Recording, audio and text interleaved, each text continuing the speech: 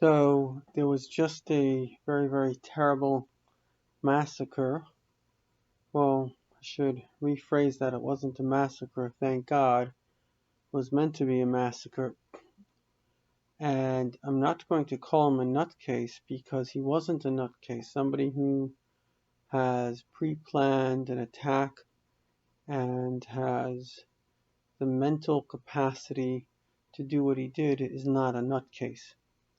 There's a professor by the name of, I think his name is Robert Ullman. He won a Nobel Prize for his work in game theory.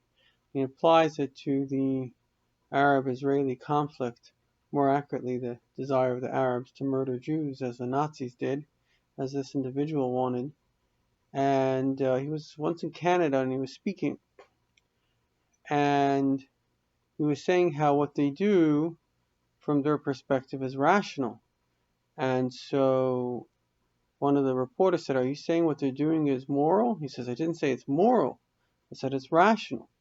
In other words, rationality is the ability to act on information. So if I have information, say that you're evil, and I have the desire to, God forbid, kill evil, then it would be rational for me to kill you.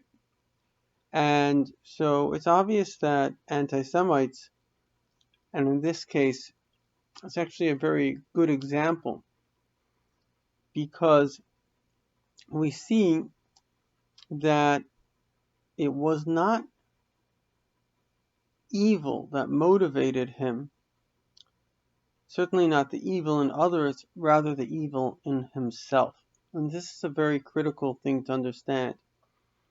Anybody who's stupid enough to believe that people like Arab terrorists or any bully are motivated, they want to destroy evil because the other is evil, so why would they be evil themselves? So it's never what the other person is that motivates their hatred.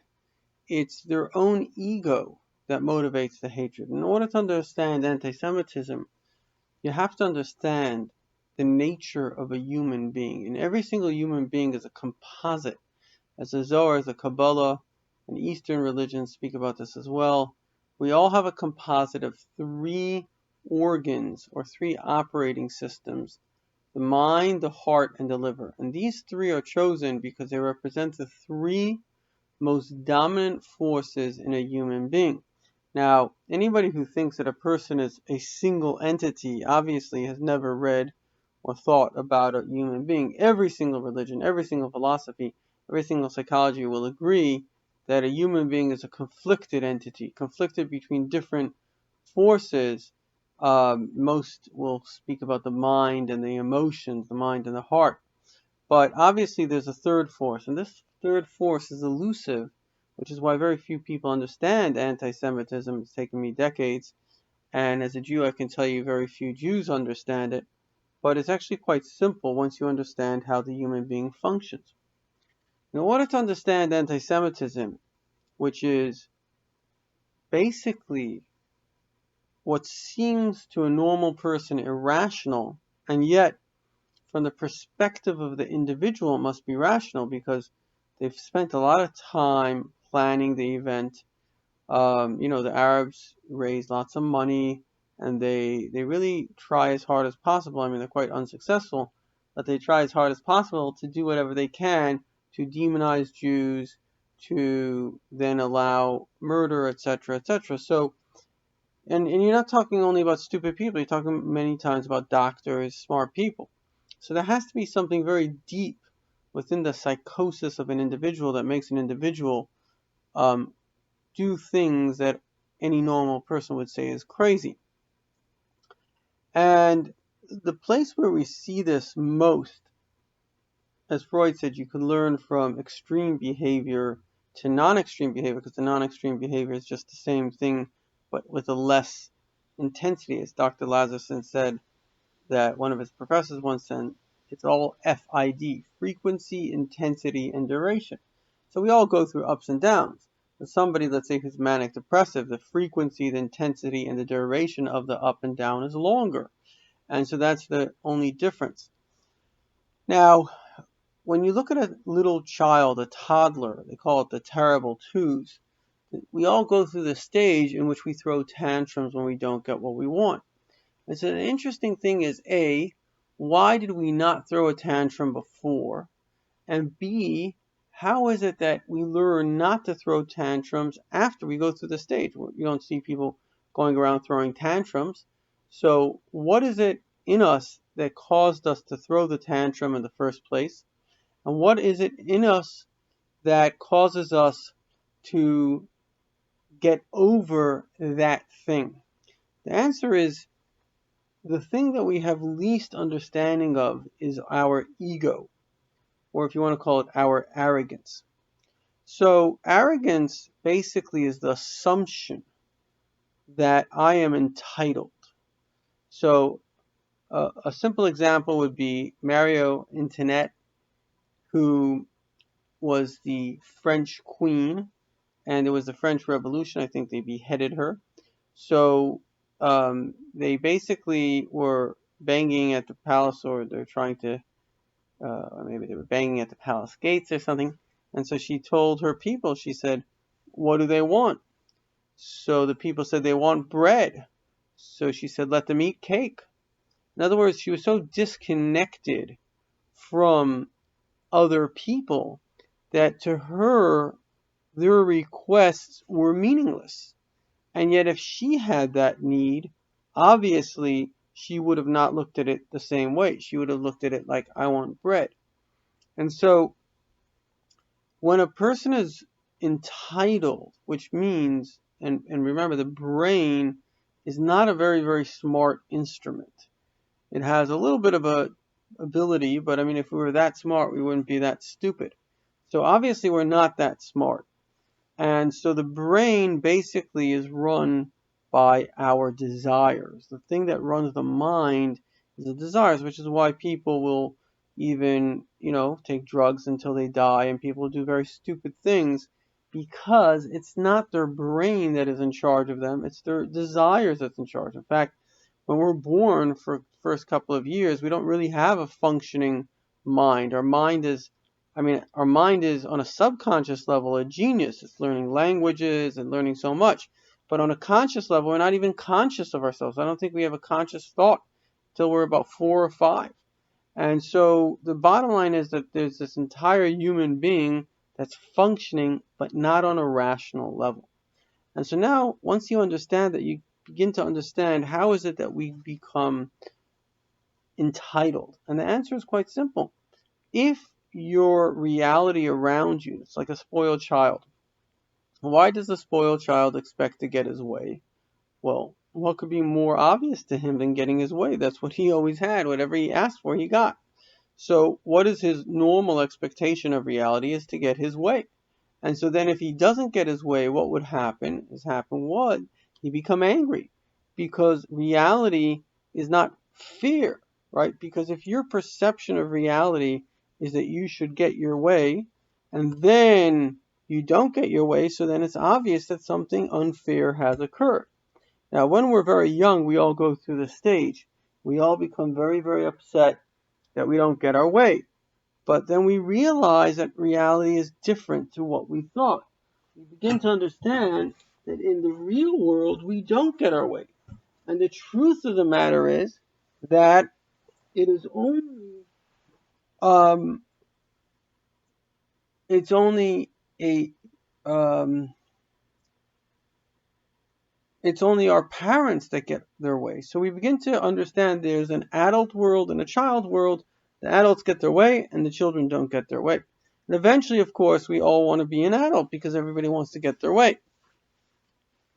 The problem becomes in life when a person becomes arrogant. A person becomes arrogant, they begin to think again like the 2-year-old, that I deserve to get my way. Now, what happens is that whether they don't show it, or sometimes they burst into temper tantrums. A good example of this was, if you ever heard the recording of O.J. Simpson, when he was shouting. So the guy was a lunatic, because he was very famous, and a lot of people that are maladjusted, so they think they're now kings, and so he couldn't handle not getting his way. Well, it's obvious that somebody went in and literally butchered Goldman and his wife, right? So that's an obvious fact. And so the fact is that when a person is angry, so that anger, and you see it a lot in Africa, you see it a lot in the ghetto, when a person has this expectation of getting their way, then they get ballistic when they don't get their way. A former drug lord told me that if somebody looked at him the wrong way, he didn't tell me exactly what he would do, but I imagine he killed them. So the point is, he said, I was like out of my mind. And the answer is, that's exactly what he was. Because when our ego gets to us, which ironically can often not be the result of anything normal, could be just one of the most common ways we have big egos, which I imagine is what happened to this guy in Germany, is that we actually have low self-esteem. We feel shame. And so what happens is the ego wants to always feel good about yourself. So it compensates, and it makes you delusional in thinking that you're so good. And that's the whole idea of like mirror, mirror on the wall, who's the fairest one of all. So of course the question is, who cares? What's the difference? But the thing is that when it's your ego and it's your whole status, then you care. And if somebody else is fairer than you have to destroy them, and that's the nature of the ego. Another good example for the ego is the story of King Solomon. It's a fascinating story, and I think it's one of the best stories, because there were two women and they gave birth, and unfortunately one woman, she I guess she laid on her baby and smothered the baby, and unfortunately the baby died, and she was jealous of the other woman, so she stole the other woman's baby. And then they come to King Solomon. The olden days kings were judges, and they say, each one says, the other woman stole my baby. The King Solomon said, take a knife and cut the baby in half and give half to each. So as they bring out the knife, one of the mothers say, no, no, no, no, give it to her. So King Solomon said, no, you're the real mother. So that's the power of jealousy. It has a power to cause a person to literally murder, and that's behind all anti-Semitism, anti-Israel. And that's why this guy, even though he wasn't murdering Jews, he was murdering anyone, because the nature of jealousy is, again, the person is arrogant. Because a person is arrogant, they're also miserable. Because, ironically, living in Africa, the poor blacks are from the happiest people you'll ever meet. And I once asked a psychiatrist why, and he said they have lower expectations. So if you don't expect to live in a mansion, and you don't live in a mansion, it doesn't bother you. And expect to live in a mansion and you don't, then it does bother you. So expectations and frustration are directly correlated, to the extent that I expect, let's say I go into the bank and I expect them to give me $1,000. Let's say it's my $1,000 and they don't. I get frustrated. But let's say I go into the bank and I don't expect them to give me $1,000, and I won't get frustrated. So expectations is a very, very critical factor when it comes to anger. You don't get angry unless it dashed your expectations. Um, Somebody once told me that, like, as crazy as it sounds, but it's very true. If a Nazi would give a Jew a cup of water, you'd say, wow, the guy's an amazing guy, right? Even though the guy's a Nazi, he's evil. But the thing is that because you didn't expect it, you'd be like, wow, that's amazing. In fact, we all do that. We say, oh, this guy's such a nice guy. We don't necessarily expect people to be kind, go out of their way. And so expectations both could create anger as well as create surprise.